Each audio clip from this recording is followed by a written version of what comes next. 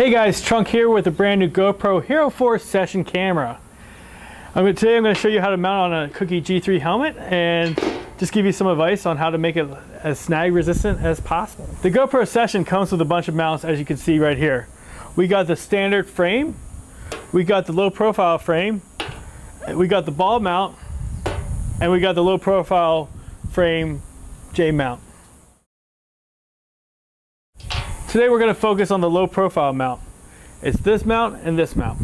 You'll notice a small little stopper in there that prevents the clips from loosening up, and then the frame itself. The frame is quite nice. You just put it into that little slot there, and it can flip this way or this way. We're going to focus on this mount being this particular direction. To install the low profile frame onto our helmet, we're going to want to first clean off our helmet with some isopropyl alcohol.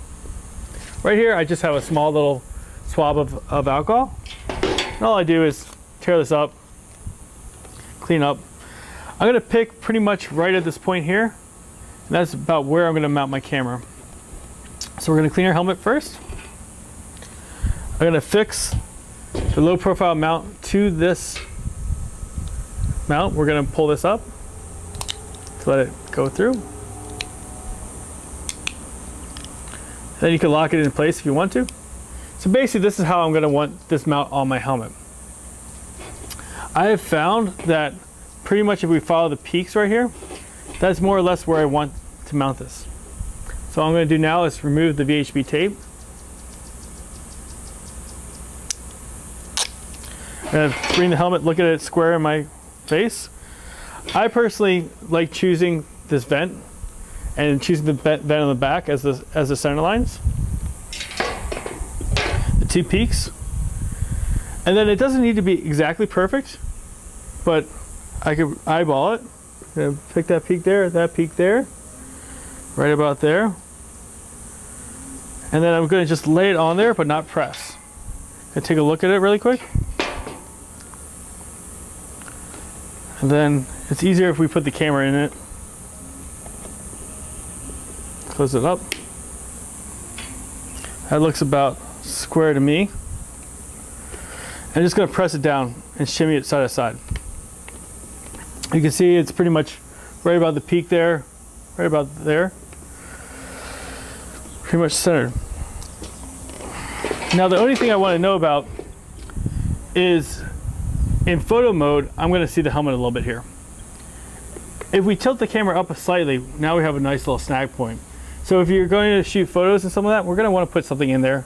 I say like gaffer's tape, or my personal preference would be to put a little piece of VHB tape in there. If you're shooting just plain on 1080, this is perfectly fine right there. My other suggestion on this mount is to get rid of this thumb screw. This is a big point of snag for lines, and just replace it with an M5 screw that I could get from any type of hardware store. Look how tiny that is. It's pretty nice and smooth. Again, if you're worried about snags and stuff like that, what I would do is put a little bit of gaffer's tape along the side, and you'll be fine. There's not many points for lines to gather onto that. There is some shake in this mount, as you can see. And again, all I would do is I would take a little piece of VHB tape, put it in here, take that off, and just tape it to the bottom there, and that should be nice and tight. If you're still worried about snags on this mounts, one thing we can always do is just do the old-fashioned GoPro mount. I'll see you guys in the skies. Blue ones.